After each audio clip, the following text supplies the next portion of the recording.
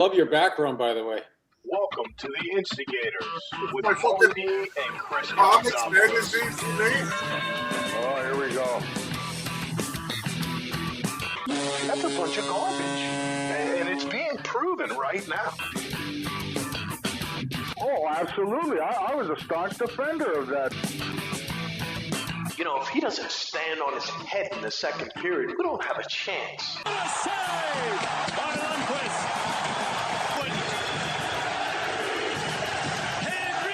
Why not? That's the chance, and that's the reason why. Fans are really, really knowledgeable, and I'm very impressed with that. That's anybody else but Alex Ovechkin. That's an automatic suspension. With this specific player, if he doesn't get 10 games or more, it's a disgrace in the face of the NHL. Welcome to the Instigators Hockey Show. I'm Paulie D. Below me is the co-host, Chris Kotsopoulos. We got Maddie, the mailman Lips, to the left, and our very, very special guest tonight, Mr. Ron Duguay. Probably the best-looking man in hockey over the last 40 years. I got to jump in on that one. Somebody sent me a message when they found out that Ron was going to be on tonight. First of all, Ron, welcome. But the message was definitely the prettiest hockey player of all time. You know what? You can't argue it. Ooh la la Sasson, Ron. Yeah, well, when you say that, I had an awareness. On what I look like because I was getting a lot of attention from it. So I was thinking ahead when I was playing, and I'm thinking, I don't think I want to leave the game with my nose over here all cut up. So that's why when you see me fight, right, I was not, you hit me, I hit you, right? But I did play without a helmet. I did play without a mouth guard. Yeah. But I had an awareness that, kind of stay out of the traffic as much as you can because you don't want to leave the game all beat up. Smart man. That's a perfect segment for me to jump in on you. Do you remember the first game I came back as a Hartford Whaler in New York? You remember because you and I fought. Well, we wrestled, Kotsy. You came in. Whatever you want to call it. All I remember is you scored a goal. Dave Silk was right by the net cheering for the goal. I'm pissed off because I got scored on. I cross-checked Dave Silk. You jump in like the white shining man in armor. Okay. And I'm like, what a mistake this is. Eventually, we can say whatever happened in the fight. I get you down. I'm looking at you. I start to go like this, and you looked at me and said this perfectly. Don't hit me in the face. I just signed my new modeling contract yesterday. And it's the only time ever in my career that I actually stopped and laughed my ass off. Oh, my God. That's a beaut right there. That's a beaut, Ron. I don't remember who was it. Was it Ford or Elite? Who was it you were with? Who was it what?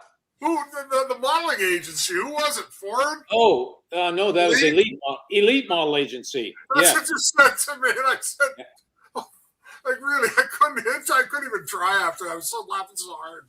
Well, the thing is, I didn't really think you were going to hit me because you knew what I was doing essentially is defending a teammate. Even though it was you, it was still, you and I were good friends. Even though it was you, I was just doing my thing, right? Just coming in and just breaking things up and making sure you weren't going to hurt Silky.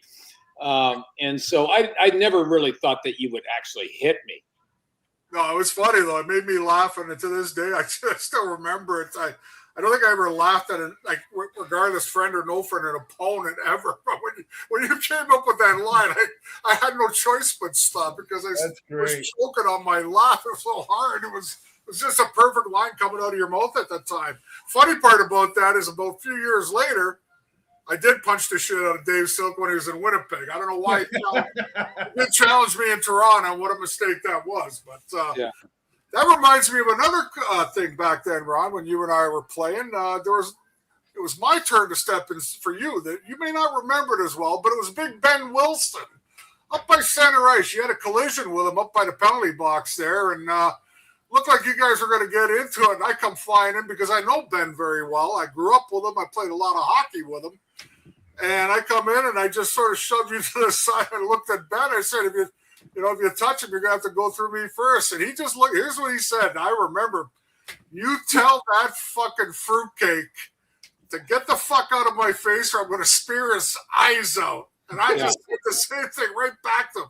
You're going to have to get through me first. That's all there is to it. Yeah. Well, I had a couple incidents with him. The thing is, him and I go back playing against each other in junior hockey because I played for the Wolves. He played in Ottawa, correctly? Yeah. Right? He played in Ottawa. And I played in Windsor too, Doogie, against you. Just remember that. Yeah, but I'm talking about Ben. Yeah. Ben was in Ottawa. Yeah, we play against each other in Windsor. But for whatever reason, we had a couple of instances where we almost went at it. But it was more like when he came at me, I showed him my stick, and I'm thinking, you're going to have to go through my stick because I wasn't really willing to fight Big Ben unless I had to, right? And I think because you can find that on YouTube, that situation. And yes, you did come in and you did have a chat with him. And another time he grabbed, we had a 5-on-5 on the ice, and I had one of the smaller players. He come in, he says, he tells us, I might have been pulling to let me go. So now I'm with Ben, and I'm thinking, okay, here we go. He never did a thing. He didn't ask me to fight. He never said anything. So there's a kind of more gentle side to Ben, unless you really do something to make him angry. It's not like he was just willing to fight you for no good reason. Ben, I got to know Ben very well. I used to talk to him after games in Chicago, and I asked him one time, what makes you like crazy one night and not crazy the next day? He goes, he looked at me and said, Kotz, he said, I don't know. Sometimes I wake up, I feel like killing something. The next day, I don't feel like killing something. So whatever day, if you happen to be in the way, you're going to get it. That's the way Ben played. Well, you know what, Ron? When I was a kid, I watched you, and I wore number 10 because of you. Ooh. And I begged my dad to let me grow my hair out, and he never would. Number 10, like a New York Ranger jersey, number 10? Yeah. Yep. I asked him to let me grow my hair out too, because my dad was the biggest Ranger fan ever. God rest his soul. And those teams were, the teams, man. And I used to ask him all the time, me and my brother, because I grew up in the 80s and long hair was kind of cool. And, my dad was very militaristic, and he was like, no, he's like, I love Duguay too, but you're not growing your hair out.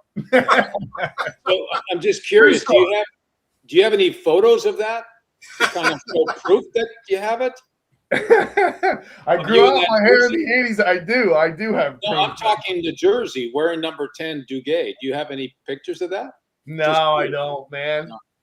I got a different number 10 behind me. Sorry. Yeah, I noticed that.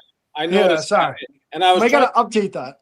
I was trying to peek over your shoulder to see what name it is, and of course, it's current. That's Panarin, correct? Panarin, yes. Yeah. I got Trocheck and Cooley too.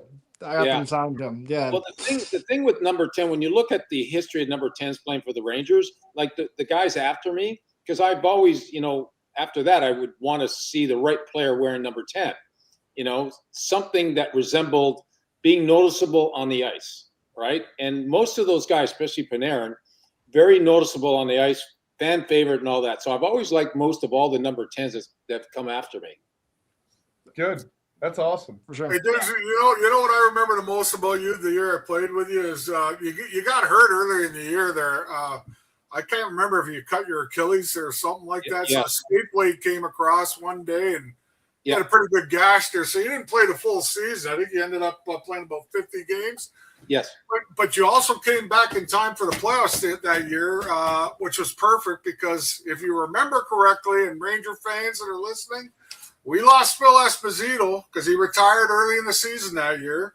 We lost Walter Tkachuk to an eye injury.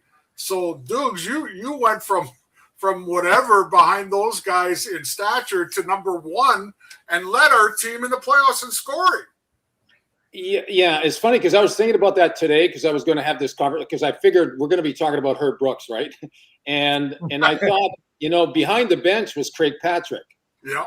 And so when I came back, that time for me was rest time. So I came back, was going 100 miles an hour, and things just seemed to click. And I went into the playoffs flying, great playoffs. And so but my coach was Craig Patrick. So you would think that he would have appreciated that, right? So my point is this. So the following year, he brings in Herb Brooks. So Herb Brooks comes in. And again, I just come off playing for Team Canada. So I go to training camp, have a good year, score 40 goals. So what bothers me about all that is 2 years later, they decide they don't want me anymore. Like, I couldn't have played any harder for Craig or for Herb, but they decided that we don't like you anymore because of what you're doing off the ice, I'm assuming. And so I don't necessarily blame Herb because Craig was the manager. Craig could have said, hey, what are you thinking here? We're going to just trade him. He's had 2 great seasons, blah, blah, blah. So I was thinking about that today, and I was going to bring it up to you because I know that, Herb was one that decided he didn't want you. He wanted to. He didn't want me either. He wanted a different type of player. Well, I call it Herb Brooks. We got Herb Brooks. It started with me, then it just trickled over the next few years of taking the beef and the good players out of the lineup like yourself, because in the next few years, you lost Eddie Hosmer, part of the toughness. You lost Nicky. You lost you. I mean, you lost Eddie Johnstone in that trade that went with you to Detroit. And, Eddie Mio, yeah, buddy Eddie Mio. You lost a whole bunch of really, really good Eddie players. Johnstone got traded. Yep. Oh, yeah. Yeah. And to this day, I still hold a grudge against it. I mean, I think Herb Brooks is a great hockey mind, but I think he was an absolutely lousy NHL coach, personally. He just didn't understand players. That's just my opinion. I've talked to Herb's daughter about this, and she agrees with me that Herb just didn't understand professional players. He could control a college kid. Yeah. He could control kids that aren't pros, and he tried to control pros.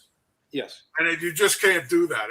You got to treat everyone individually and find out what makes them do best. And knowing you from the year that I played with you, you're one of the very rare birds that could play both sides of the game, on the ice and off the ice, and still play great on the ice. Not a lot of guys can do that, Paulie. Trust me. Yeah. So there's a lot of guys that need to be tucked in by 10 o'clock every night and get their warm milk. Yeah. Not me. Definitely not him. Well, my idea was, how the players will get on the bike, get rid of the lactic acid in their legs? Oh, yeah. My idea was I'm going to go dance and get it off, to get the lactic acid off, So, but the thing is, the bottom line, I was happy. Like, I was so happy about everything. So I would show up wanting to play, in a good mood. Everything's great. And you could perform a lot better. Now, having said that, I think Herb is probably my favorite coach for what I need at the time, because he allowed me to play his style, which is stay in motion. And of course, he gave me Mark Pavlich. And for me, it was good because I ended up scoring 40 goals. I love Herb. It's just that we never communicated. He never talked to me. He never really did say anything about, hey, can you kind of tone down this or tone down that? There was never really any of that. And so, Herb Brooks is, he had his own way. It worked in college, but it didn't work in the pros. Yeah. I made amends with Herb after a few years. I think we went at it pretty good, Herb and I, in the newspaper and in the TV reels for the first couple of years I was in Hartford. But then I got to know him as he was doing, remember, USA Hockey color commentating. He'd come down and ask me questions. At the end, I made amends with Herb. But, I just thought that team in 80-81, when you really think about that team in 80-81, Dukes, all we needed was a couple more scorers on that team, because for the first time in New York Rangers, like decades before, there wasn't a team in the league that we were afraid of. Yeah. Yeah, it was. You had to love that. Oh, I was just going to say, I loved it being on a team that was a goon squad. Oh, I can, there's a few of us, nobody was touching me. Not that I couldn't handle myself, but no one was really touching me. So I was free to just play and play hard. Yeah, well, before I got there and Laidlaw got there and Hospodar got there, you and Ron Greshner, as big as you guys were, you guys did have to do a little more of that than you probably should have, because your talent exceeded being a tough guy, as far as I'm concerned. You guys should have been the guys doing all the scoring. Somebody else take care of the other bullshit for you. Yeah. Yeah, no, it was a lot of fun going into Philly. And in Boston. Yeah, in the early days. In the early days. Yeah. That's awesome. So why do we talk about this current team, the New York Rangers? Yes, we're gonna get to it. I want to ask you. I think Maddie was going to jump in. Maddie, you go ahead and ask him the question you wanted to talk about, Ranger wise. All right. So listen, we obviously know the Rangers are not. They disappointed this year. Obviously, they're not making the playoffs, and finally, the youth movement is starting to go in. Something that Mike Sullivan has a knock of not really playing the young kids. Now, in your opinion, how much do you think of the kids playing of late is, okay, we have carefree hockey, we're not going anywhere, we can just play our game, versus how much you think, yeah, these kids can actually play, and come beginning of next season, we're going to see similar results? Or do you think more it's like, we're out of the playoff race, we're playing loose, other teams maybe aren't playing up to standard per se? What is your take on the youth movement of late, some of these young kids playing? Well, it's not like teams are playing the Rangers and letting up. Every game's a tough game. And what you're seeing, the progress that they're making and the results they're getting is from a lot of hard work, discipline. And I got to give Sullivan, I think he's done a good job with this young squad. This is new to him. He's had a lot of veterans. He's had a lot of good teams. He's had to rethink things. And I think he's doing a good job developing these young players. And I think he's enjoying it because now the pressure's off of him. They're not making the playoffs. He can just kind of have fun with it. And you can just see the guys on the bench. They're just really enjoying playing for him. And so these younger players, it starts with having quickness. If you got speed, you got strong legs, it makes a difference. You can get the puck and you can make decisions, right? So he's allowing his team to be athletic and think for themselves, not be so robotic. Yes, you got to play well without the puck. That's first thing that they talk about, play well without the puck. But I think this team is real. And from what I've seen the last couple of games, they're not that far away. I mean, they could use a top 6 top forward that can play and a top 4 defenseman. That would make a difference because, they beat New Jersey. New Jersey's a good team the other day. And I said something the other day. I said that this team wouldn't make the playoffs in the 2020s, and I said that before this youth movement came in. We have a bet on that. We do have a bet. I said this team wouldn't make the playoffs until the 2030s. So you think it's more glass full at this point? Yeah, I think it's real. What you're saying, these guys are playing well, and I think they've done a good job. Now they're not big name players, but fairly high draft picks, and they can skate. And they're enjoying playing at the Garden, wearing the Ranger jersey, and they're making good decisions with the puck. And they are kind of playing well without the puck. So I think that they're going to be a tough team. What team did they go and play? One of the top teams on the road, and they beat them. Minnesota. Who? I think they played Minnesota, and they won. Minnesota. Yeah. I mean, you think there's no way Minnesota's thinking, oh, we're going to have an easy game tonight. We're just going to play light. No, they went in there and beat a really good team.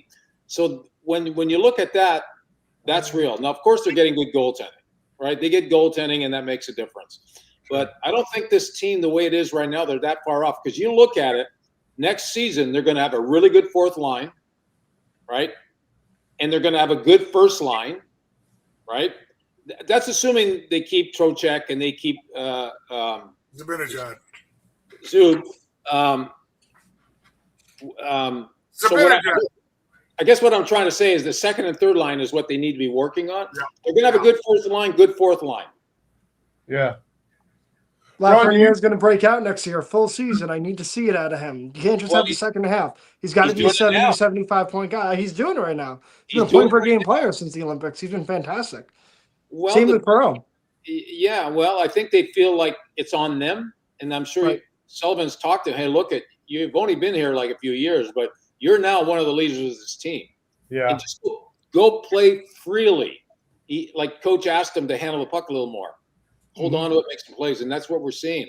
And I said it when they were talking about trading him. I said, you don't trade him. You're not going to get the value out of trading him. You got to keep him. And sure enough, I was right. You're seeing he's going to be a good player. And I like Trocheck. Do you think it actually benefit Lafreniere if next year they put a letter on the sweater and give him that kind of confidence? You think that, or do you think that wouldn't really do much of anything for his confidence? When I think about I had an A on my jersey one time when I played for the Rangers, and to me, it wasn't going to change how I was going to play. It wasn't going to change how I look at the game. Yes, it gives you a little more responsibility, but some guys can handle it and elevates their game and how they think. Others, it's a little bit of pressure, and it kind of gets to them. And I think a good example of that is Ryan McDonough when they put the C on him. Yeah. He was not the same player after that. Yeah, agreed. 100% agree. Yeah. Ron, so you're the One of my GM. favorites. You're the GM this summer, right? You're the GM this summer.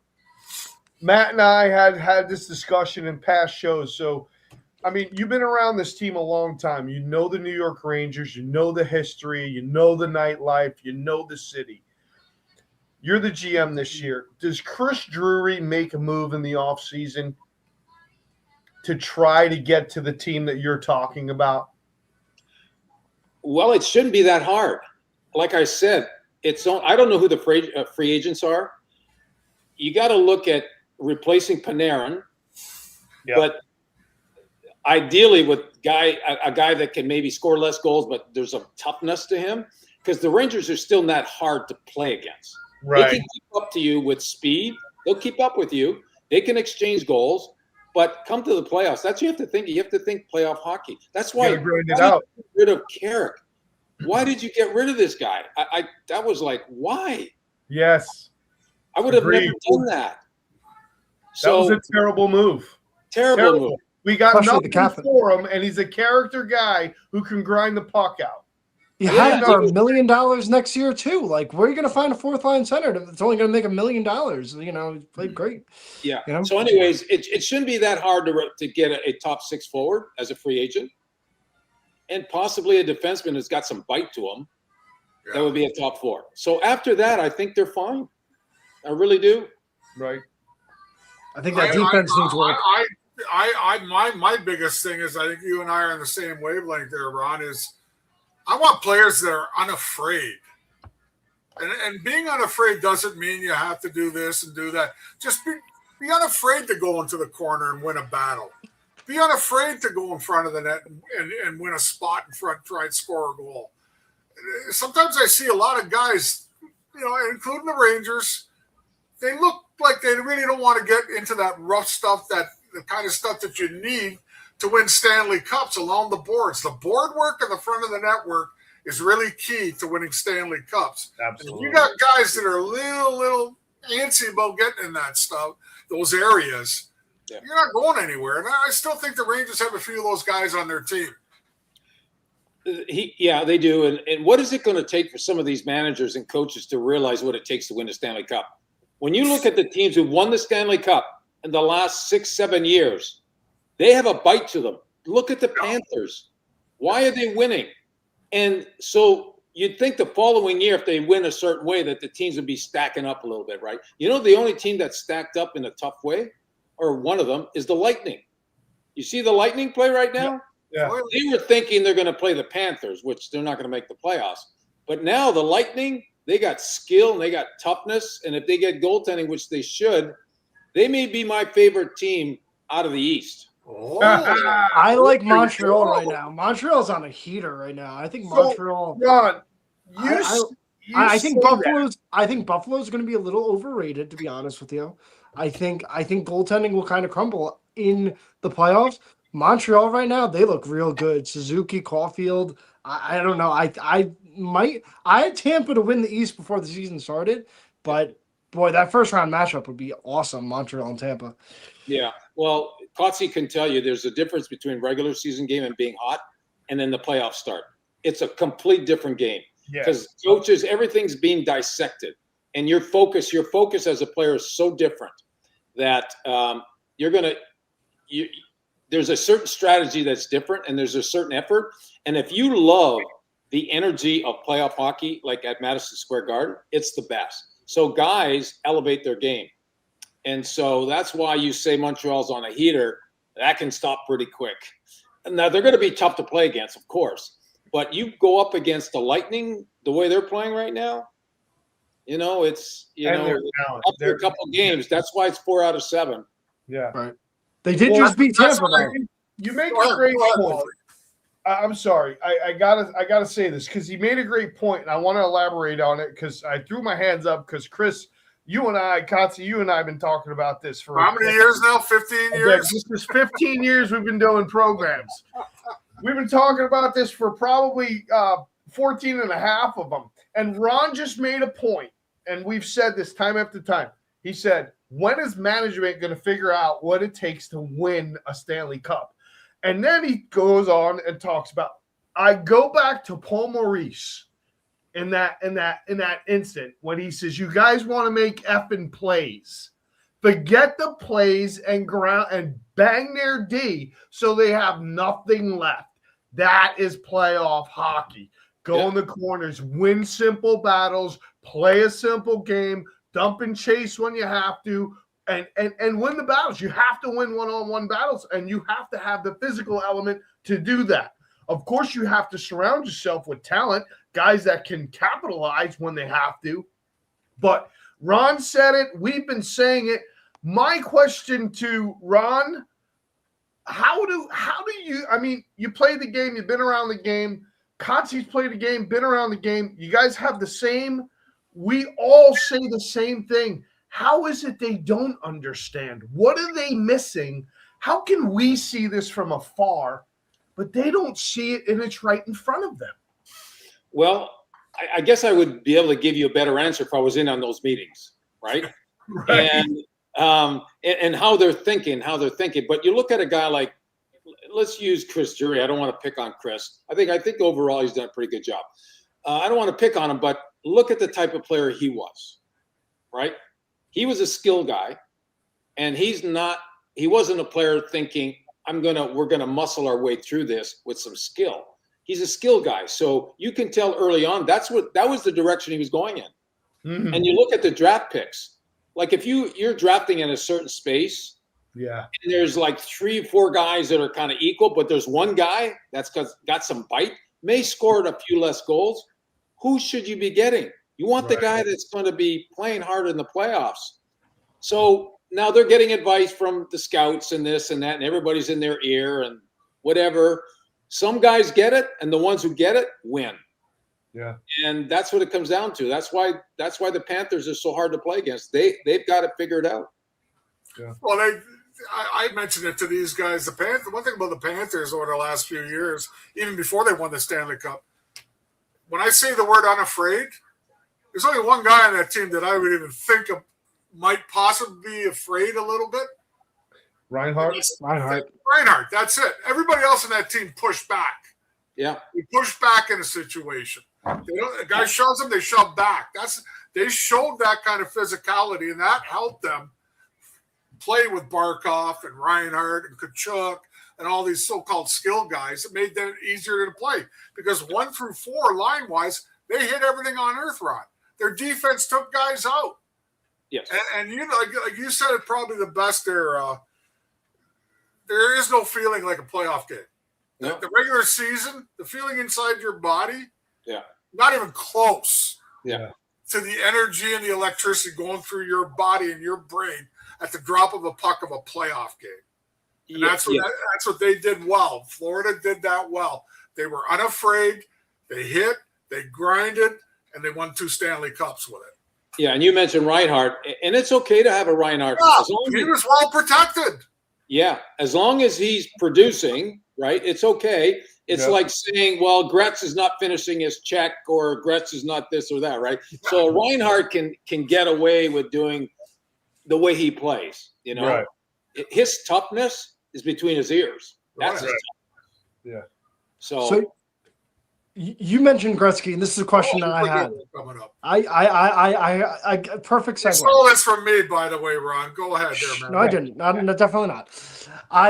You played with Lemieux and Gretzky. Cassie told me that. Obviously, which is very rare. Very rare. Okay. Between Crosby, McDavid, and I'm even going to throw Celebrini in there. Is there anybody in that stratosphere, or not yet, or comparable? I know we're comparing eras, but Crosby obviously has done what he's done, has the hardware. McDavid hasn't gotten over the hump yet. And Celebrini, man, he's just electric at 19. Is there anyone that could be in that stratosphere, is in that stratosphere, in your opinion? absolutely McDavid. I mean, McDavid. I mean, I watch him play, and more than anybody else, he's explosive. His speed, the way he manages the puck, the way he does things at top speed. He's not a guy that's going to get in your face. But if I had a choice today between like Gretz, Mario, and McDavid in today's game, that'd be a tough one. Because I play with Gretz, I play with Mario. Different skill set, body type. And with Mario, you know, long reach, and he'd beat you wide, and he'd put it through your legs. And Gretz will do it in a different way. Both high hockey IQ. Only because I'm watching McDavid now to play at top speed and just flying by guys. My choice would be in today's game would be Connor McDavid. You know, and so I know Connor. Hopefully he will. You know, Connor McDavid needs to be surrounded by certain players. And they've been messing around with guys in and out of that lineup as far as trading and moving them. But he's been close. He's been there. And he's a big reason why they've gone to the finals twice. He hasn't won. But still, Connor McDavid is up there with, to me, Gretz, Lemieux. Who else would be up there? Where do you put Crosby? Crosby. Yeah. The thing with Crosby, he's such a good two-way player, and he's so consistent. That would be a tough one. You know, when you think about leadership also. I'm sorry, I was forgetting about Crosby there for a minute. That'd be a tough one. Crosby, McDavid, you're building a team. Which one? That'd be a tough one. I'd have to talk with other fellow alumni that I trust their opinion. Because I wouldn't make that one. I wouldn't make that decision on my own. It wouldn't be a bad choice to end up with number four there. Let's put it that way. I mean, you're not going to get screwed whether you get one or four out of those four. I mean, I personally think Mario Lemieux is the greatest one-on-one player I ever seen. Yeah. I mean, make you look stupid. Yeah. I didn't like seeing him coming down on my side of the ice. I always waited to see if he'd go with my other partner. Yeah. Is that why you're doing that to him? Like, go over there. Go over there, please. And you said it right about Gretz. I never worried about Wayne Gretzky trying to beat me one-on-one. It's all that other stuff that he had over everybody else where they always talk about seeing the play ahead of everybody. Trust me, this guy was weeks ahead of everybody. But where he wanted to put the puck. That's the thing about Gretzky. But with Connor McDavid, and I agree with you on Sidney Crosby. And Paulie and I, we like to argue about it all the time. You know, he thinks Ovechkin. I think Sidney Crosby. Crosby's got way more awards than that bum Ovechkin will ever have. So, well, he's a centerman. He's also a centerman. You're going to pick a centerman over a winger. Yeah. But Connor McDavid, Nathan McKinnon. Yes. And now there's a new name in there, Matthew Schaefer. Yeah. The speed at which these guys go and are still handling the puck like soft eggs is incredible. Yes. I don't think I've ever seen, like I've been telling these guys for a couple of weeks now, Matthew Schaefer is the fastest defenseman and carries the puck so smoothly since Paul Coffey in my book. Yeah. Wow. And let's not forget Makar. Yes. He's faster than Makar. Trust me. Yeah. Trust me. Way more explosive, way faster. That's saying a lot because we know how good Makar is. Yeah, he's amazing. I've never seen anybody as fast on defense since Paul Coffey. Because Paul Coffey, man, he took one stride, two strides, and he was already at the 100-yard dash. Yeah. Hey, real quick, I'm gonna bring in Ricky Gazoon, Otazoo, wearing all his New York Ranger gear. Ricky, obviously we missed you a little bit here. I'm glad you're here. So obviously we got Ron on, and we've been talking some good hockey, and unfortunately you'll have to go back and watch some of the show. But I was watching. Yeah, Ricky. So Ricky, I'm assuming you're a Ranger fan. A diehard Ranger fan, just a little bit, Ron. I'll share a story with you. You were my first ever New York Ranger player I ever met at the Bergen Mall in New Jersey in Paramus. Yes. You did an autograph appearance at Christmas. Yeah, I remember that because I was like, wow, there's this long line of people to come and see me. And that's where it kind of hits you. Like, you can feel it when you're at the Garden, right?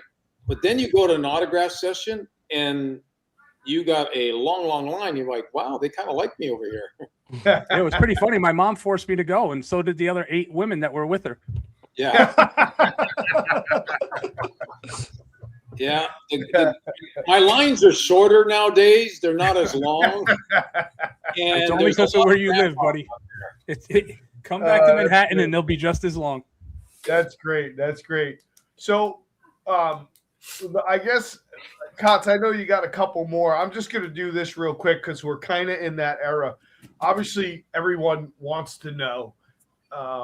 We always compare today to yesterday to, you played in an era. Obviously, we just talked about it. You played with 2 of the greatest names to ever play the game. Not many have. Right. And in an era where, the popularity of hockey wasn't great. There was times where, it could be a little bit goony at times, bench clearing brawls, and just a very different era of hockey. So I'd like to hear you talk about the plus side of the day that you played and the minus side of today's game and your game.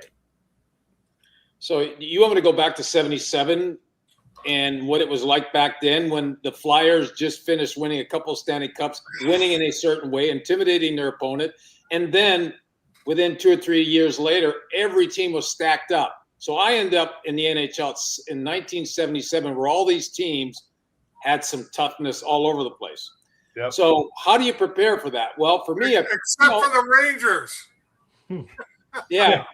Yeah. And so, Nicky was on our team. So he was a man on an island. Yeah, no, I know. So my first exhibition game is against Philadelphia. In Philadelphia, that's when bench clearing brawls were kind of a cool thing, right? Until you're tied up with the wrong guy. And so I was introduced to either you're going to have to man up really quick or this is going to be tough. Yeah. And so what was good for me is having played in Sudbury in the OHL, Kotze will tell you, it was tough. It was, we had our brawls there, and I had to learn how to defend myself. I had to learn how to fight, especially going into my last season. So by the time I got to the NHL, of course, I had size on me. I was 6'2", 210. So I had size and strength. So I can physically manage players, but you had to show no fear and be willing to fight anyone. And you had to just realize, okay, this is just what it is. And you got to play through it. Some of my best games, what Kotze will tell you, are in Philadelphia because you had to be ready. You had to be on your toes. You had to go 100 miles an hour. And you had to be willing to fight anybody if you were challenged. The thing with the Flyers, unless you were out there doing stupid stuff, it's not like I had to deal with that. They just played you hard. You just had to play through it. So it kind of mans you up pretty quick. And it was kind of like that through my whole 12 years, though. It was tough through 12 years. That's why I would love to go back and play in the NHL now. Yeah. Hey, Ron, I got a follow-up question for that. The Fatigue Cunningham fight at Madison Square Garden, the preseason, when they went 3 times, you hurt your knee and went down. You're on your way out with the trainer. They got you over, your arms are over him, helping off, and you turn like a rocket ship and go back onto the ice. What was said to you during that fight that got you so incensed? I don't know if I remember that. I think it wasn't. I think I was tied up with Hoyta. Yeah. And I was tied up with Hoyta for about 15 minutes, and I was just playing possum with him. I had him in a grip where I knew that if he's going to try to hit me, that I can control it. And sure enough, towards the end, he tried to swing over me, and that's when I got the better of him. He goes down, and when I go back, I fall back. I think I hit my head on the boards or on the ice. So it wasn't my knee, it was my head. Okay. And plus I was exhausted from, just this 20 minutes with this guy. I didn't know what he's going to do. Yeah. And he wasn't really trying to fight until the end. And so, you go YouTube that game. So I think that's what it was. And you say, what makes you so angry? Well, I had to get myself angry because I'm just a nice guy. I'm a lover, and I don't see myself as a crazy guy that's willing to get a little goofy. I had to get in that frame of mind. I really had to. Yeah. I think, dudes, from playing with you and playing against you, I think everybody kind of respected the fact that not only were you a good player, but you weren't a shrinking violet. We kind of knew that. I mean, again, you were 6'2", 210 on a good day. You know what I mean? So it's not like you were small or anything. You could fly down the ice. You were one of the fastest skaters on our Ranger team. I do know that for a fact. You led our team in playoffs in the scoring that year, and then we went to the semifinals. And that's another question. When I was 80-81 brawl in LA, how tired were you after that one? Well, the thing was, I got to watch all you guys. I'm the one who started it. I don't know if you remember that. I'm the one who started. I was ready to go with that little centerman. I can't remember what he was. What's his name? Marcel Dion? No. I'm not remember his name. Anyways, he gave me a shot, and then I challenged him, and that's when everybody came in. It was at the end of the game, and that's when Bubba came in. That's when Sarcho came in, and Bubba over the official's head. Oh yeah, I was standing right next to him. And then after that, you guys came in, and then you guys got paired up with different guys. The guy I got paired up with was Korab. Big King Kong Jerry. I had Korab. If you look at that video, I got Korab, and I can remember he wasn't trying to do anything. He wasn't. He knew better. He knew better. I don't know. I just know that I knew I needed to grab him, and he didn't try to fight me. But for the most part, I had him, and then eventually we kind of let go. Then another fight breaks out, and so I was I never actually got in a fight. I was just kind of watching over other players. So, anyways, it was fun watching you guys because you guys went at it pretty good. Yeah, it was a long one. I remember Bubba, myself, and Boxcar sitting in the dressing room shower with our skates on, with the shower coming down on us. We were so hot and tired from it, but it was a lot of fun back then. I mean, let's call it what it was. And you came up with the great line years later when I finally hooked up with you guys again. How did we do against LA? What was your line? We gooned them. That's how we beat them. We gooned them. And that's how we beat St. Louis too. Unfortunately, we couldn't goon the Islanders. Yeah. Right. Well, that was because they didn't play that way. Islanders just played you. They're just a tough team to play against in a different way, right? Yeah. You do know that we had, Ronnie, I was going to mention this. I think I mentioned it to them. We had a 2-1 lead in the first game against the Islanders in the first game. Yeah.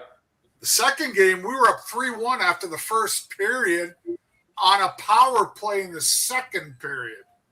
And I still remember like it was yesterday because the defense were down towards the center ice part of the bench. And Butch Goring stole a puck at center on the our power play, knuckleballed one by Steve Baker, and that was it. We were done. Series was over after that. Yeah. Well, didn't we win game one? I think we won game one. No, we lost 4 straight to the Islanders. You're talking about Stanley Cup, 78-79 against Montreal. No, it was the year after that, I believe. Yeah. We had a 3-1 lead with about 8 minutes into the second period, and I'm thinking if we steal one game here, things are going to change here. Yeah.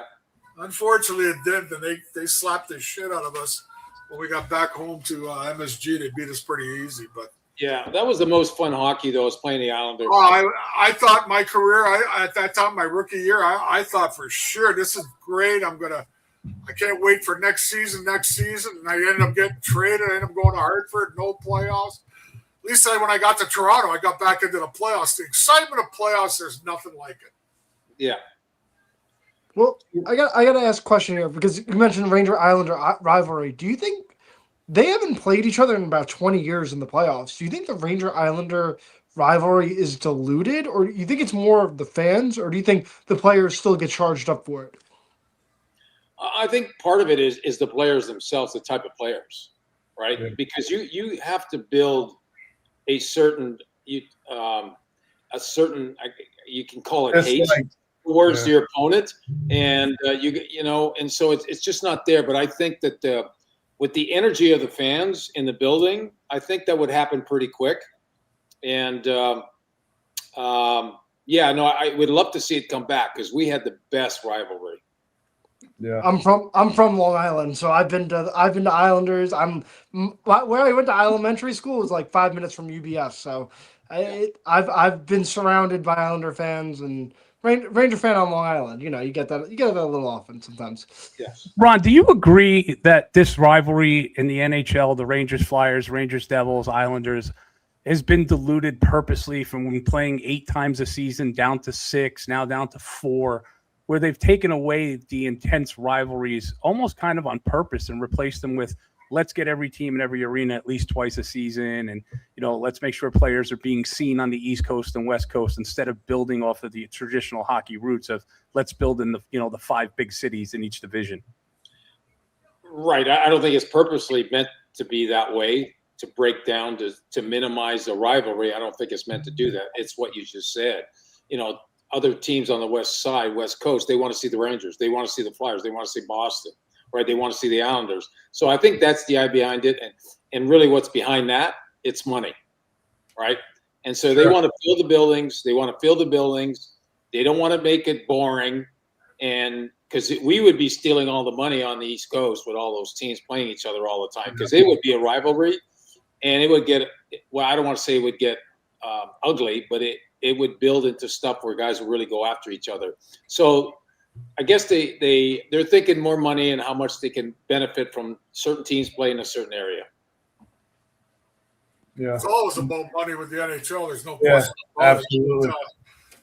I still remember the days of me playing with the Hartford Whalers. We played Boston 8 times a year. We played Quebec 8 times a year. Same with you when you were in New York. You were playing Philly and the Islanders, Pittsburgh, everybody 8 times a year. And I'd rather see that than I'll be honest with you. I don't think anybody's really staying up late to watch, the Rangers go play out in Vancouver at 11 o'clock at night anymore. I mean, that's just the way I feel. I'd rather see lesser games with the West Coast and more games with the East Coast teams. Yeah. Well, I think if you were to ask all the fans, probably 90% of them would all say the same. Yeah, I just think you'll build more of a rivalry that way. But on the other hand, too, Dukes, the money is so big today, the money that they make. I don't know, you and I could have been enemies, but we're both pulling up our yachts down in Palm Beach in the summertime, all friendly and cuddly. Hey, Ron, how's that $7 million you're making? Oh, pretty good, Cotsy. What's that $5 million I'm making? I mean, it's hard to get angry at each other today when these guys make so much money. I was going to ask that question too, Ron. Do you see that? We talked about, how tough the game was when you played, and now it seems, for lack of a better term, maybe a little more civilized. We've talked, Kotze and I have talked so many times about specific players, and I'll try to keep Ricky quiet over here, but I know Kotze and I talked about, we'll use one player, Keandre Miller. He had all the tools in the toolbox. He was, he was a big kid, could skate like the wind. He had a lot of components of the game. He just didn't have that toughness. He'd get thrown around, he'd get pushed around. He just never seemed to have that,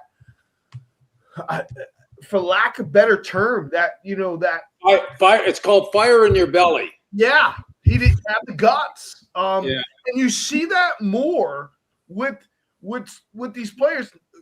You never saw that in your era. I mean, these guys have all the tools and yet don't have the fire. Is that because of where the game has come today? Is it the money? No, that's coaching. That's coaching. Trust me. Yep. Gerard, like a guy like Gerard Gallant would get in his face.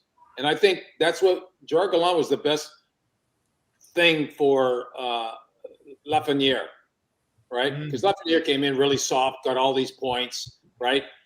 And it wasn't working for him. So Gerard basically told him, listen, if this is not working, you're going to have to play a little tougher, a little harder. And sure enough, he did that. And that's why we're seeing now he's grinding a lot harder. But to me, it comes down to coaching. It's very simple. You bring him in the room, say, hey, look, you're way too soft. And why don't you drop the gloves occasionally, right? It's either that or you're not going to play. That's it. And they let him play the way he does. He was so annoying to watch to me. And that one time where he got in a fight, I think they had a line brawl. You remember that? He grabbed that one kid. He freaking just gave it to him. I said, okay, good. He got a feel for it, right? He can do it. After that, no, still. He was at his worst in playoff hockey. I watched him 2 years. Not only was he a little afraid, but he was timid with the puck. He didn't want the puck. He wasn't making good plays. So that's why when Carolina, he went to Carolina, right? Yeah. Drury's, he robbed Carolina out of that deal. For what he got, Carolina, I would have just given him away. Here, I would have just given him away. I actually wrote a book, Ron, called "Could We Trade Keandre Miller Already?" the year before he left. I wrote an actual book about it. He was timid. He was scared to get hit. I've never seen a defenseman with his size beat into the outside more and go into a corner with a guy 5'8" and never win the puck battle ever. Yeah. Never did that guy win a battle one-on-one in his entire career. And to think Carolina paid him $8 million a year. Yeah. Right. And then the Rangers got a first-round pick plus a second and Scott Morrow. I'm like, are you kidding me right now? He just stole it. Yeah. So that was the big deal Drury made. I said this to the guys the day that signing went down. We had a conversation, and the first thing Keandre Miller said was, "I'm set for life with money." That was his opening line in his Carolina press conference. I want to thank Carolina for setting my family up with money for the rest of our lives. That was his first line. Wow. If I would have been the manager to hear that, I'm like, oh my God. How's he doing there? I haven't heard a thing. How's he doing? He's got 6 goals now. He had 4 all year, and he scored 2 opening night. He scored 2 last week to get him to 6. It is what it is. It's the same deal. He's got no penalty minutes.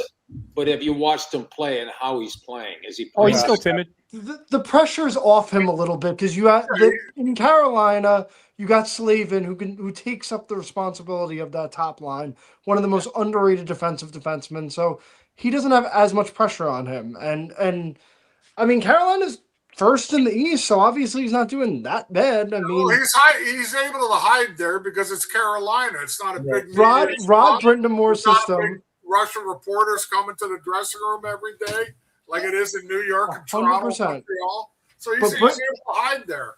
Brind'Amour's system, in my opinion, Rod Brind'Amour is probably the best coach in the league because I think he gets the most out of defensemen. You saw it with Scott Morrow. Scott Morrow looked like he had a ton of ability. It looked like he was going to be the guy that runs power play 2 when Fox got off the ice. Scott Morrow's looked terrible as a New York Ranger.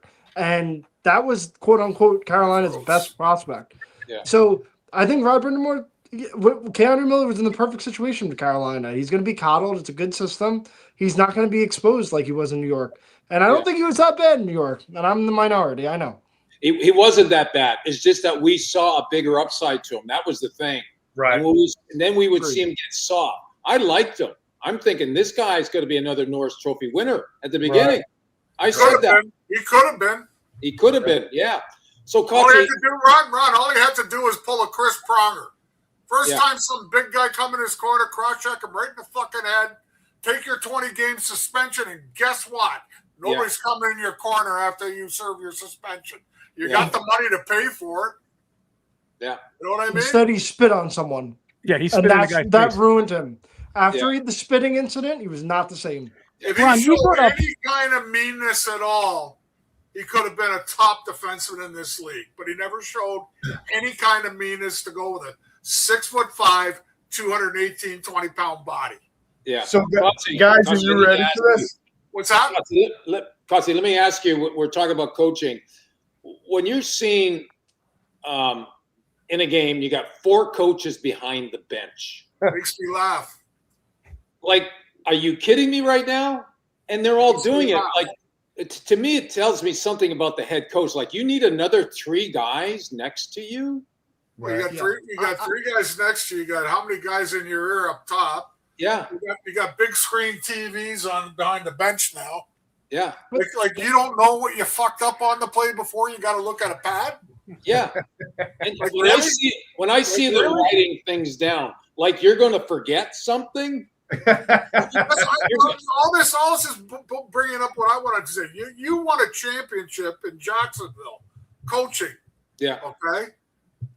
How did you coach 18 individual players on that team? Well, let me just say, because we're talking about coaching, what makes a good head coach is his assistants. So I got 2 assistant coaches who end up, listen to this, who end up coaching the women's Olympic team and won a gold medal. Okay. Nice. Rob Stauber, goaltender. He was my goaltender. Yes, I remember him. I remember him. And Brett Strout, who was their, he was assistant coach, but those are the 2 guys I brought in to help me because I knew I could be a good head coach as far as managing things, speaking to players, manage the room, manage the game. But I needed guys that are going to train the players, get them ready for the games as far as the types of practice we're going to do. And so Brett Stewart was from Minnesota, and he was influenced by Herb Brooks. And so my game was, and I got to pick all my players. So I got guys that can skate, right? We had some toughness, but really I was going to speed the game up, and we're going to play a Herb Brooks type of game, which is a puck control, swing, and all of that. Right. And but I knew what I needed. I knew I wasn't going to be able to do it on my own. So I grabbed 2 of really good coaches, a goalie coach, I have the best goaltender, and then a guy that knows how to teach. And those 2 guys went up and they won a gold medal for the Olympic team. So that's how I did it. I'm not taking all the credit. We knew what type of players we wanted. And we got the right players. I got the right coaches and won. Okay, but this is what I really want to ask you about that. Okay, personally, between you and an individual player, how do you get him to trust you and you trust him? Well, I think a part of it is when you walk in the dressing room, they kind of know who you are. So you should command some sort of respect. And that I should know that. And so I have to maintain that kind of respect. I know they're going to respect me. So I have to live up to that person that they think I am. Okay. So I can't come in there and be something different that they think I am. I played in the National Hockey League. I've got experience. I know what I'm doing. So you got to live up to that. And if you do that, there's not much that needs to be said. They'll play for you. If they like you, that's the other thing. If you're going to be a coach, you have to find a way of being likable. You can be tough, but you still have to be likable. So unlike Tortorella. It's the trust. Oh, don't bring that up. That's a good one, Ron. What do you think of Torts back in the league, huh? What do you think of that? See, I could play for Torts. Oh, Paulie, can you black out your screen for a second? Listen. You got to block shots. Listen. Ron's tough enough. What did I say before? Ron's tough enough. What did you call him again? Uncle Vinny. Uncle Vinny. Paulie hates Torts. Yeah, well, I can see from the outside, but as a player, I'm just telling you, as a player, I could play for Torts. I could play for Mike Keenan. Why? Because I show up and I'm going to play hard. I'm not going to give them a reason to come after me. Yeah. So I'm going to play hard, and it won't be from a lack of effort. If I make some mistakes, okay, fine. But I would like a guy like that that's getting everybody going, and then we're all playing hard. I have no problems playing hard. You would have been perfect with Tortorella because you're a 3-zone player, and that's what he demands. He demands players to play in 3 zones. Yeah, and I've gotten to know Mike Keenan. He's a good friend of mine now. And Mike is something. Iron Mike is completely different off the ice. He likes to have fun. He loves his players, but he had a certain way of coaching, that's old school now. But when you look at his record, it kind of worked. I mean, it gets dull towards the end. But if you work hard, he's not going to come after you. And those 2 coaches are coaches that they'll go with 3 lines. They'll go with 2 lines. They're going with the guys who are working hard. Yep. And if you know that, you go on the ice and say, I'm going hard. I'm going to get a ton of ice time tonight. So it reminds me of Joel Quenneville. Remember that's my point. That's my point. So you made my point for me. Ron just made my point for me. Keenan and Torts, I will agree with this. They're old style coaches. I don't think Mike Keenan would have success today with any team. I'm sorry. I just don't think he would. Just like I don't think Tortorella will have success. He has that old mindset. We talked about the era that you guys played in is much different than the era today. How is John Tortorella going to treat Keandre Miller? Let's talk about it. He's going to pull him in a room. He's going to tell him, this is what I expect of you. You know Keandre's not going to do it because he just doesn't have it. Well, Paulie, I think Torts would have made Lafreniere a better player. Maybe. I don't think there's hope for Miller and anybody. Jesus Christ can coach Miller, and he wouldn't have done anything. He still wouldn't throw a body check. But Lafreniere's best season he had was when he played with Gallant. Yeah. And Ron, I don't know, you probably remember this. I preached this to these two guys. His best friend on the team was Ryan Reeves. He was with Ryan Reeves off the ice, on the ice. He roomed with Ryan Reeves. Reeves was in practice working on him. He fought 3 times that year. He beat Stamkos. If you remember behind the net, he beat up Stamkos in the playoffs that year. He was an aggressive, edgy kid. They took his best friend off the team. They took the coach that was forcing him to play with an edge off.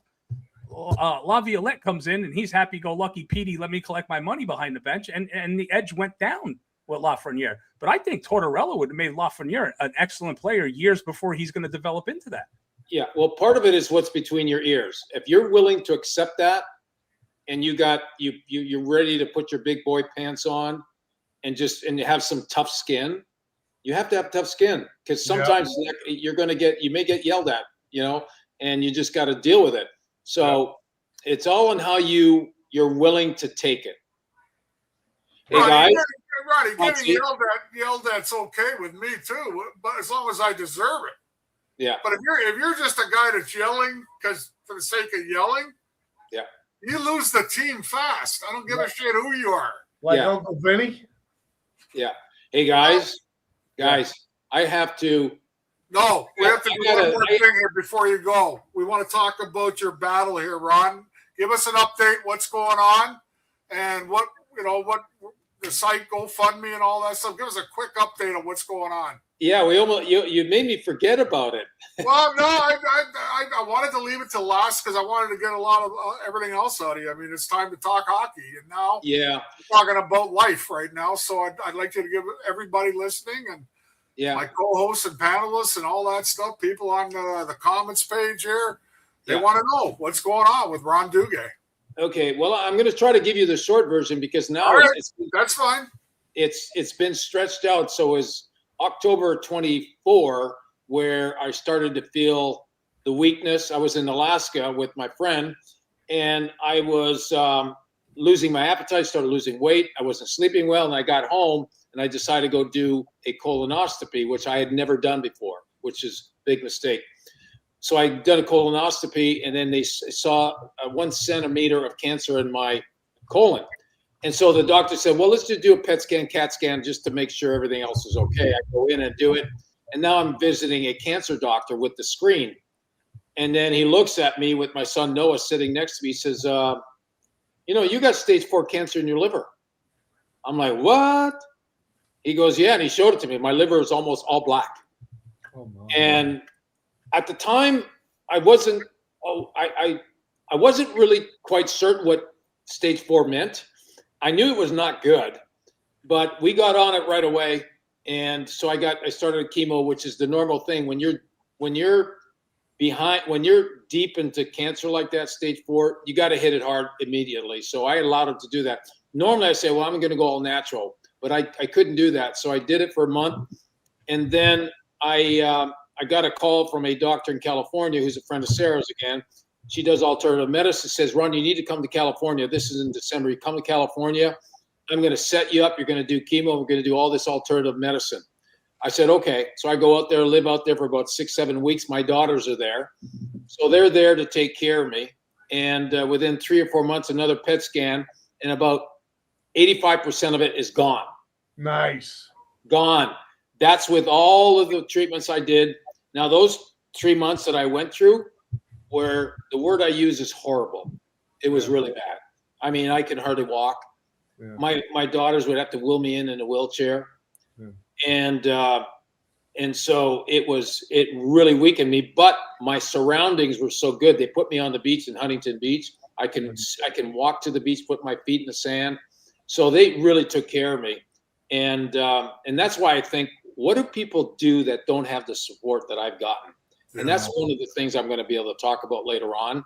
And what do people do when they're not aware of this alternative medicine that's available that I did, because it really made a difference? So that's another thing I'm going to talk about. And so where am I today? Well, about there's side effects when you do chemo. About 6-7 months later, after starting all that, I lose my appendix. It's leaking. I'm rushed to the hospital. That's a setback. While you're doing all that, you can't do any treatments. And right around that time, they had scheduled a surgery to go into my colon and my liver to remove what's there. So there about 6-7 weeks went by where I couldn't do any treatment. I did the surgery, and that's when the cancer cells started to grow again. I had an uptick. So that was 3 months ago. And so I had to hit it hard again. So I went through 2 months of hard. So now it's leveled off again. And so I'm going to California early tomorrow morning. I got an early flight. I'm going to California because, oh, by the way, when I left California, I came back to Florida every 2 weeks for a year or so. Every 2 weeks, I got to fly to California. So very expensive, very costly. And that's why my daughters decided to do the GoFundMe, which I did not want to do. That's almost embarrassing. But they said, Dad, we can't stop. You got to hit this hard. You got to buy all of the things you need to buy. You got to do it, blah, blah, blah. I said, okay, we'll do it. So that's where I'm at. Tomorrow, I'm hoping for this good news where my levels are at a place where there's this new test trial that's available. And I'm one of 38 people in the country that they have this new, it's an injection that they've been working on. They had used for AIDS patients, and it's worked really well. Great results. So if my test results are good tomorrow, I'll let you know. At a certain level, I will be part of it. I will start doing this treatment once a week and then once every 2 weeks. And so that will be kind of getting me to the finish line. So I'm almost there. Things have come back to more normal. My liver functions normal. And so I'm kind of out of trouble, but it's been, I got to tell you, it's been horrible what I've been through because you're always not feeling yourself, weak, tired, blah, blah, blah. Like right now I'm doing a show and I don't feel great, but you guys make me excited. But, and so that's where I'm at, and it's all good. And I'm expecting good result, and I'm going to be okay. I'm going to have a lot to tell because I'm not going to let this thing go to waste. As far as what I went through, I'm going to want to help as many people as possible because I have a lot of people coming to me say, "Hey, what's this alternative stuff you're doing?"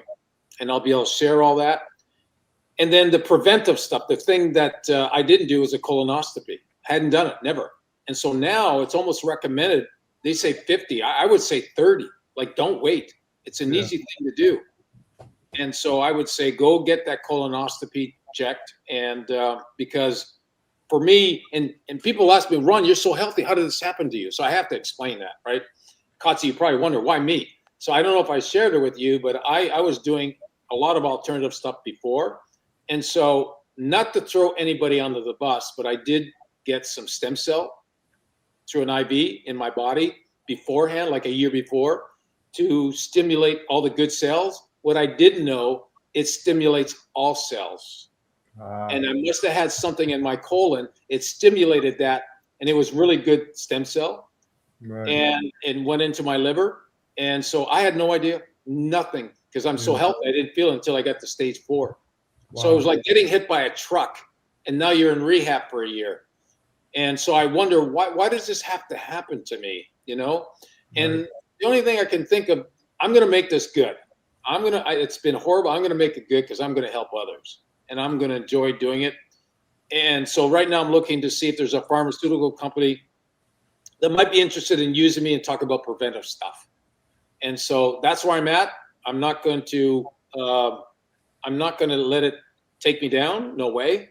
I've been dropped to my knees, but I get up. And so I've gotten much closer to my kids. They've been wonderful. My friends like Katsu have been reaching out to me, wondering how I'm doing. A lot of people have reached out to me. Guys that I've played against have been reaching out to me. Guys I don't even know, alumni. The NHL's been good. The NHL alumni has been good. They've been funding me a little bit on my expenses. So it's been the care and love that I've been getting. It's worth it. When I'm having a bad day, it's worth it. So that's. I just got to say, because you touched my heart, because I lost my mom 7 years ago to cancer and renal cell, and she went through a lot of what you're saying right now. And she had cancer right in her femur bone, walked, shattered her hip, never walked again, went through rehab. It was hell. And I didn't personally go through it, but seeing that, and your kids are great because there's nothing worse than seeing your parent like that. Yeah. So honestly, that story really touches my heart.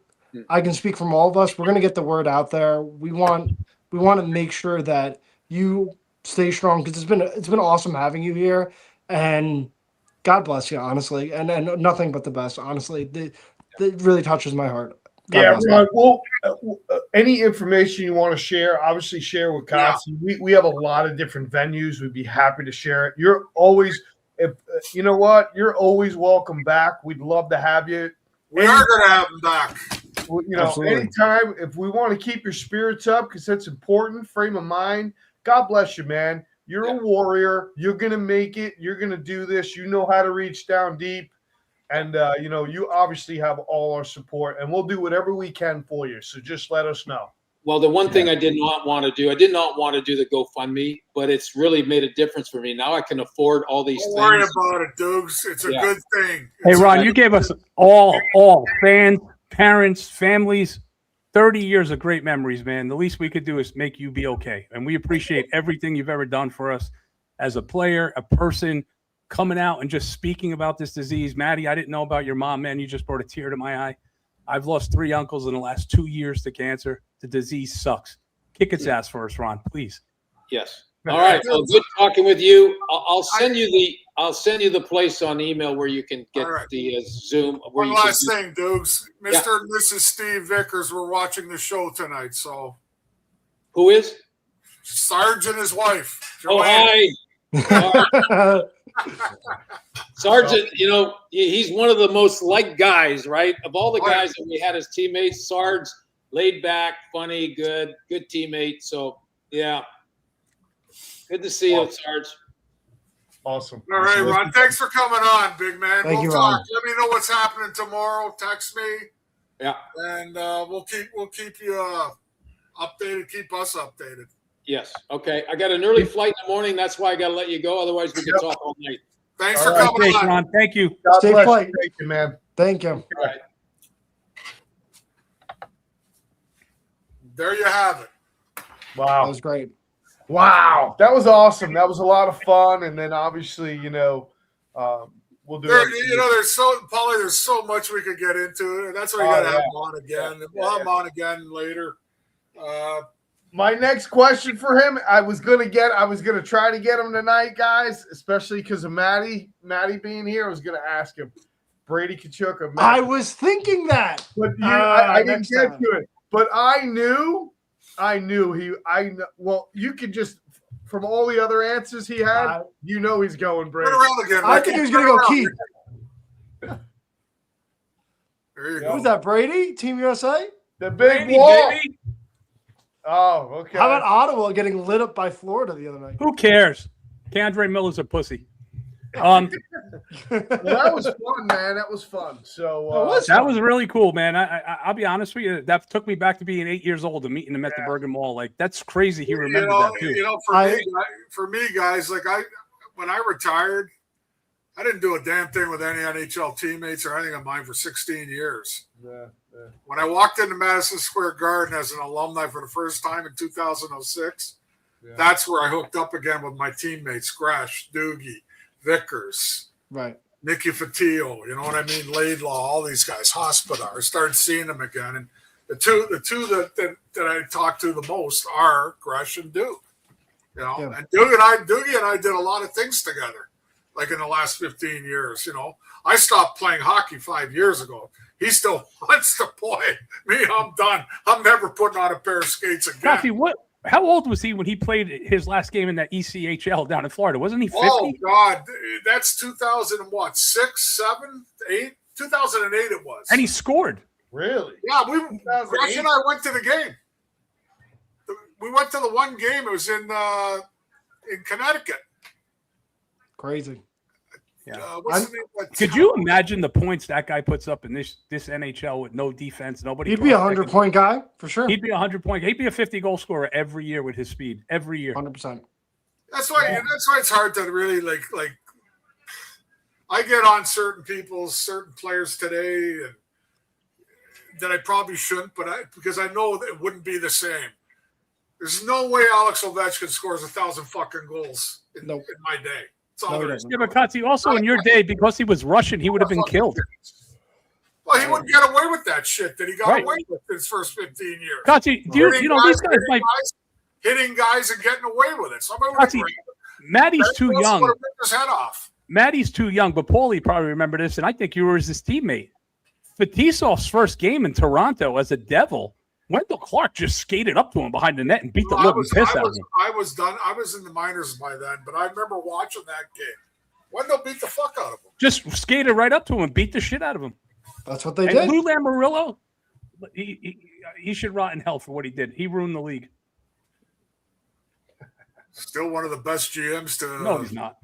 Oh yeah. Like, listen, I just got to say something real quick. Having Ron on and honestly having a show that learning so much what he's done, being able to laugh, smile, and cry, shed a tear a little bit, and hearing that story, it brought back flashbacks to my mom. I didn't want to get too detailed into it with him. Yeah. I don't want to take the spotlight away from him, but honestly, for anyone listening out there, we're going to really try to help him because I went through that. Like I said, I went through that with my mom, renal cell, stage 4, to the point where she fell, never walked again. And the fact that that man is the pinnacle of health at his age, I couldn't believe how old he actually is. And he still looks fantastic going through stage 4.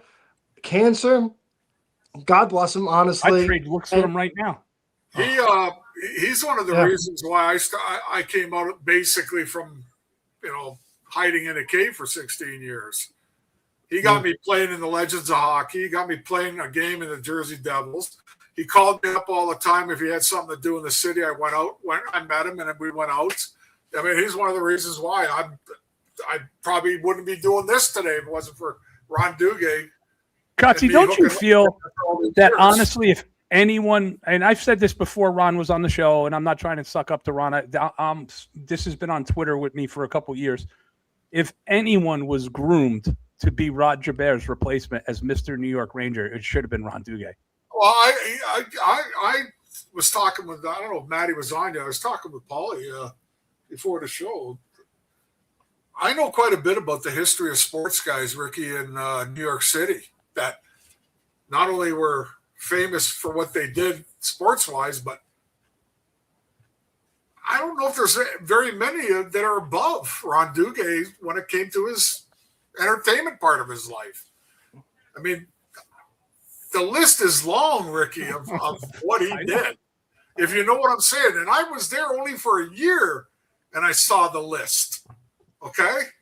He dated.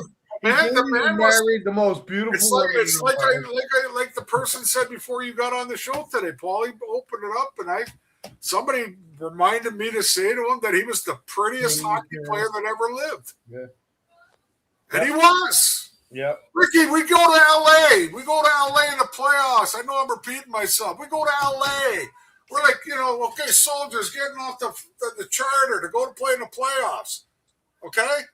We go through the airport as a team. We go through the exit doors as a team.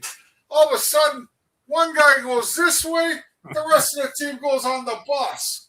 I'm looking at the one guy, it's Ron. Now, Holly from, that show with Bob Barker? Price is Right. Price is Right.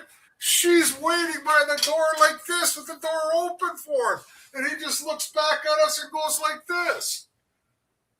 Robin Bobo, baby. Come on, you know what I mean? Like Tim Alexis. The list is long. And I also got to hang around with him on the road only, because at nighttime in New York he had his own crew, like Johnny McEnroe, these guys, Garolitis, Andy Warhol. They were all like, I never saw Ron during the season in Manhattan. Only on the road. Can I come with you? Oh, great, I'm coming. You know what I mean? There's one of those. We walked through an airport. Why wouldn't you? We walked through an airport in Colorado one night after a game in Colorado, and we were late. We were late because I could hear the flight being called. You got 5 minutes. So I'm running like O.J. Simpson through the airport. I look behind me. Doogie's walking. And I'm looking at him, come on, we got to get the fuck going. He goes, tell him to hold the plane for me. He did.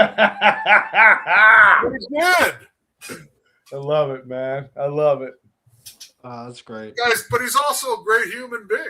He is. Down to earth. Forget Easy to about talk the to. entertainment part and all that stuff there, the ooh la la sassoon and all the modeling and all that stuff. That was great for him. He's a great person. Call 100%. Steve Vickers up right now. Get him on. I'm excited about talking to Sarge again.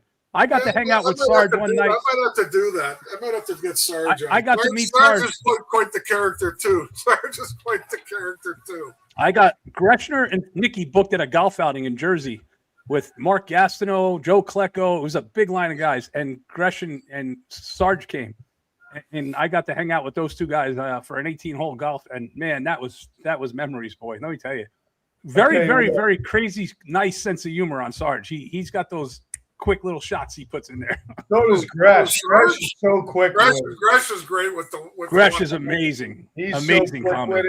When him and Kotze have a conversation, man, I just sit and listen, man, and let them go. It's so. Are the much Joe fun. Cockers flowing at that point? I'll admit it to you right now. If I'm sober, I'm not so quick. But if I've had a few, I can go with anybody. Kotze, do you remember my Irish bar in New York City my friend owned, and you and Gresh were pounding those Joe Cockers, and I wasn't drinking? And Kotze goes up to the bar with Gresh, and I don't drink, and he goes, do me a favor, make my friend hear something that you'd make your virgin sister at a frat party and let him have some alcohol. Oh, yeah. It's good stuff, man. Good stuff. Well, that was fun. So we'll I don't know. I don't know what's left, man. I think we're not, obviously we ain't got much time left anyways, but let's see what the playoffs bring here. We got all kinds of teams scrambling for a position here. A week ago, it was almost like logical to say this team. Now it's reversed again. There's the bottom feeders are right back in play again. The East is crazy. The West, everyone's competing for one spot. There's 6 teams going for the last wild card spot. But they're all within a couple points. It's not like they got 6 points. Within 4 points. Yeah. Going to be fun to see. I mean, Kotze, how bad do you think the Sam Carrick injury sets back Buffalo? Done. I don't think they're done, but listen. I think Buffalo. I still like Buffalo in the East. I don't care. The Tampa thing scares me. I know everybody. They don't have center depth now. Tampa's shown some cracks in their armor in the last month or two. They have. I don't care what you guys say. They have. They're showing some cracks in their armor to me. I trust them more to get it together. Tampa at the playoff time. Sam Carrick, he's definitely missed. He was on that Cup team in Edmonton that lost the first time. They struggle so desperately in the faceoff dot. And Kotze, in the playoffs, you need to win faceoffs. Plain and simple. No. Paul, you need to. Matty, win the ones that count. Yeah. Well, don't win 18 in a row, then lose the one that they score the winning goal on. Because that guy's going to come back at me and tell me what a great faceoff percentage you got. But who's taking those faceoffs in the defensive zone? I don't give a shit how many faceoffs you take in a game. Win the ones that count. If you're killing a penalty, win that one. Yeah, I hope he's okay. Win that one.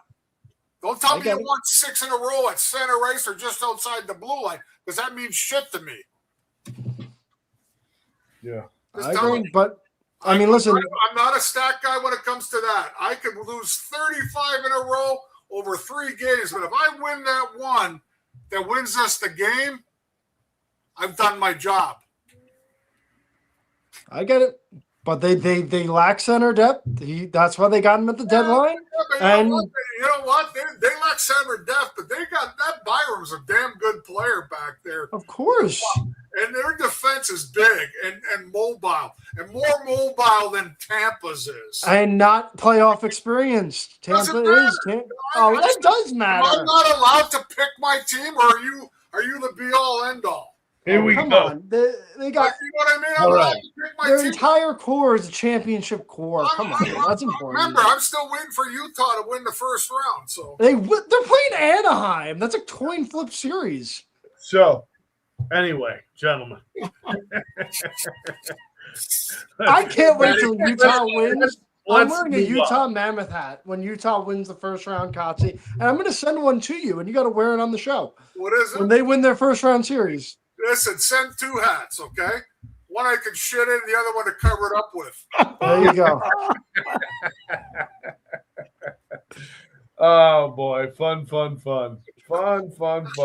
Matty just loves to just keep. He just wants That's to what keep brings going. it. It's good. It's a good thing. Listen, I'm entertaining. as they say in all my Western, It's great. when I watch my Western TV, okay, in the afternoon, Ricky, we kind of missed you a little bit, Matty man. got learned today by Ron about the old days. You got to learn what the old days were like. Yeah. The usual start time times it perfectly for me to get home. It was just trying to get here as fast as possible. And I saved the Keandre Miller thing just for you, Rick. Thank you, buddy. But did anybody see the other night when he pushed the wanted player to by ask his that face? question. Keandre pushed the guy from the front of the net by his face like he was going to be aggressive. I was like, whoa. And the guy two-handed him in the face, and Keandre turned and skated away. Yeah. Matty, I was looking for the hole, and then it kind of got serious, but it was there. That was my next question. We're gonna get him next year. Next 100%. time I'm gonna ask him. Get him on before the playoffs. Let him do a playoff show. Keep him in a good see what mood. he's up to. He'll let me know. I'll talk to him. I still want Gresh. We'll get Gresh on. I'll try and get him on next week. Gresh is the man, bro. I'll try and get him on. Get next whoever. week. Hey, anybody who wants to hop on. Let us know. We're fun. We're cool. Gresh is fun, man. Gresh and Kotze together. Oh my God, that's fun. That's a pretty awesome pair. That's the one you're gonna have a couple beers and just listen. It's great. Paulie, I'm telling you, Ben Wilson wants to do a show with Kotze and Gresh. I mean, I think we can make that happen. Let's make it happen. Can you get a 6 screener? Yeah. Or we'll have it. We did We'll 5 do it tonight. We got to have a 180-pound weight limit. Maddie's got to miss the cut on that one. I'm like 200 now. I'm beefy now. Oh, you fat little turd now. 2 bills? Yeah. No way are you 2 bills. I got a dad bod now. I want to see you on a scale. You want to see? I don't want to admit that I'm 200 pounds. You're not 200 pounds. How tall I'm are like 195. I'll never How admit tall I'm are you? I'm 6'1". You should put on more weight. Wait, I didn't know you were that Yeah, tall. it's Really? You're bulking 6'1"? You're 6'1". Wow. I'm 6'1", yeah. I didn't know that. Yeah. What do you think I was? No, I've never seen you anything except a mail truck or sitting in front of Panarin jersey. Yeah, well, go meet next to the mail truck. There you go. Take it easy, Newman. Yeah, okay, all right. Well, is that why? I'm taller than Newman. I can tell you Hold on that. a second. Are you sitting in the Taller than me, too. Are you doing your shows while you're sitting in the mail truck? Never, Kotze, because that would be a really bad thing to do while I'm working. Wink, wink. I just read about the post office losing how many billion again last year? Yet they can pay me $60,000 a year to do it.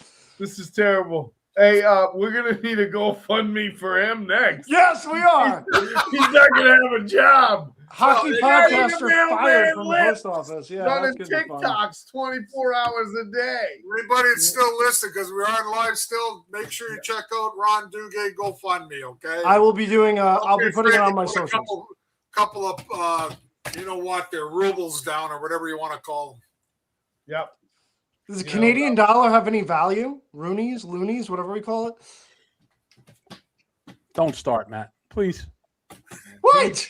I was asking a serious question because I have 25. I have 25. Hey, Kotze, on a serious note, Kotze, are you going to chill out with Tommy this week with his giant show? Actually, I don't think so. Okay. Yeah, I'm not going to that, and I don't think I'm going to Easter weekend. The other one too, the one in Parsippany. Chiller. Yeah. Well, Tommy's got some great guests, though, boys. He got some big daddies there. Oh, for sure. For sure. Kotze, I got a caller that wants to know if those are the Epstein files behind you and if you're researching former players in them. Is that Palm Beach Pete? Just tell them they're full of stuff like this. See this comic here? That's when Doomsday killed fucking Superman, okay? Bro. And this is called the 5th print. That's when Brady killed Matt. Hey, The 5th print is the most expensive one you can get. Cassie, you see that video game right there? I'm gonna have you come over and we're gonna do a video, me versus you playing some video My kid will games. destroy you on anything in videos. It's like from the 1980s. You'd be good at it. Nah, I don't want to. Oh boy. Come on. My idea is pinball machines. That's Pinballs. Hey, Katsu, you know I have the original Bobby Orr machine, right? The original.